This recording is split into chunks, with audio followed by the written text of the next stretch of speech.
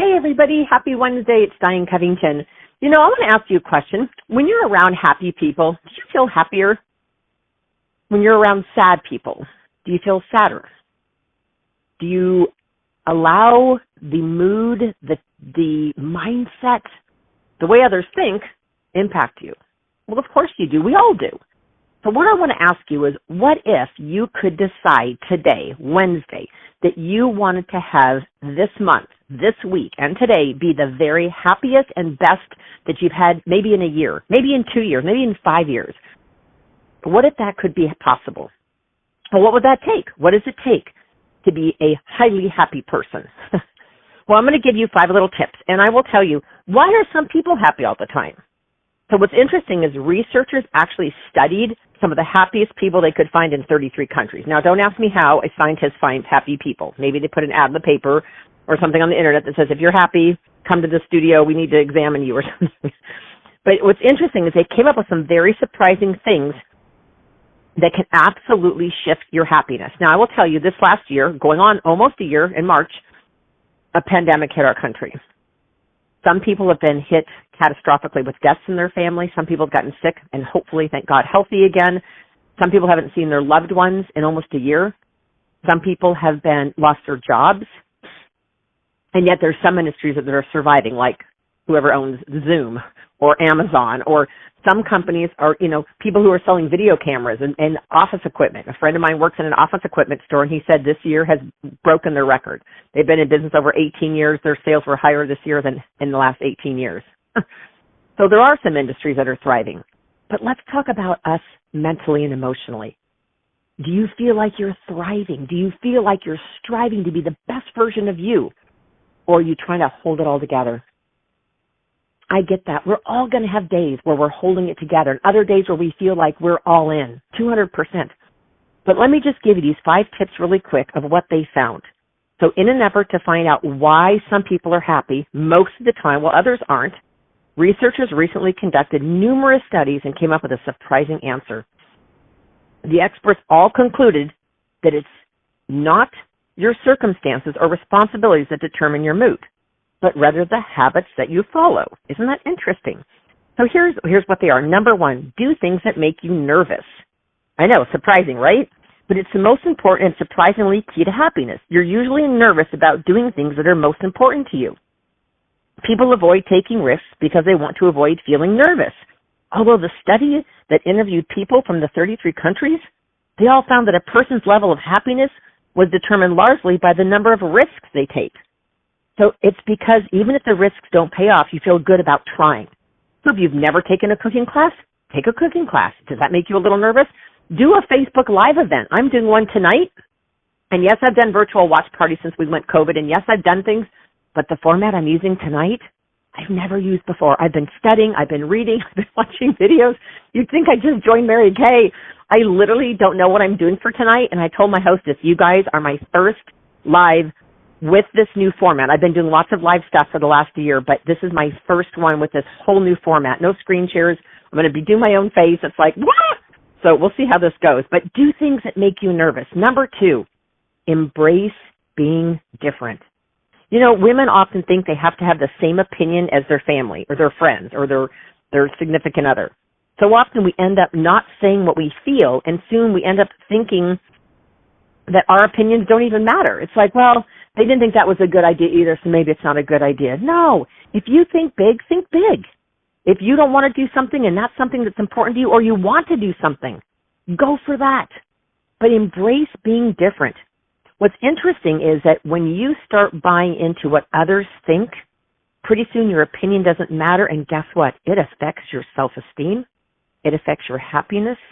Your happiness level plummets, it says. So next time you're having a decision or a discussion with your friends or family, and you've got a strong opinion about something, share it.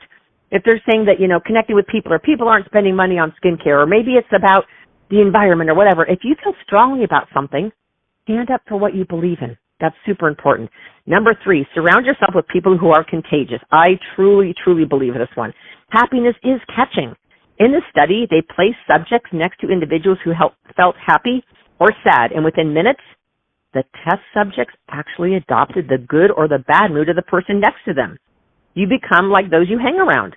So I have a friend, we aren't very good friends anymore, and she's an Eeyore. Love her to death. She has a huge heart, but gang, there's never a positive thought that comes out of that woman. If there's clouds, she's going to go, oh, I can't walk today. It's going to be cold. My walk's going to be cold. There's no sun out. And I'm thinking, grab a jacket, right? Or she'll say, well, my foot was bothering me last night while I was sleeping, so I probably shouldn't walk. Or I can't go do this because of this. It's like everything is, on the negative side. Gang, be careful who you surround yourself with. You will literally catch whatever they've got. Now, hopefully not literally because of COVID, but you know what I'm saying? Number 4, celebrate even the smallest achievements. Studies have concluded that by regularly giving yourself rewards for jobs well done, no matter how small, you'll stay happier for much longer than before. So I've done this thing called a brain dump. I'll give you this really quick tip. On Sunday nights, I sit down and I put down everything that I would love to get accomplished that week, and it fills a whole page. And it's just my Mary Kay, not even personal. That's on another page.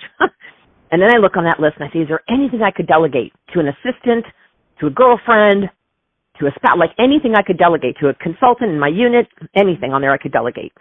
Then I look at this and I say, okay, I was leaving the country, or I absolutely had to.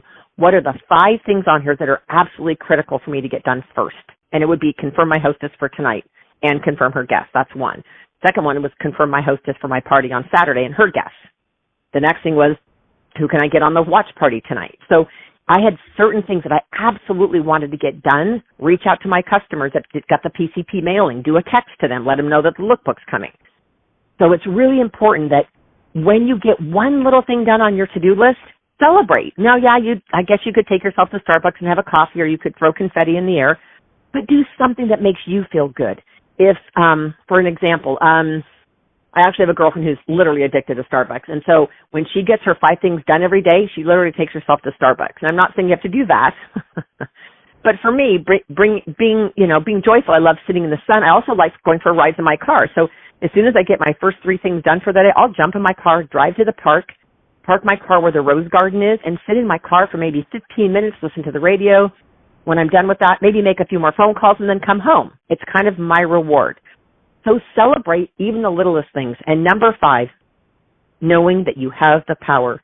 So a 10-year study by the National Institute on Aging found that one of the most common traits of happy people was that they believed that they had the power to take control of their lives. See, happy people believe they're in charge of their life. So when things aren't going their way, they know they can do something to create a change. And I think that's been the hardest part with this last year. I think everybody felt so out of control with what was going to happen in their life because of the pandemic. And we are out of control, but we can control whether we wear a mask. We can control how many phone calls we make. We can control whether or not our friends and family know that we're doing virtual pampering sessions and we'd love to pamper them with samples in the mail. You have control over a lot of things. You have control over your sales.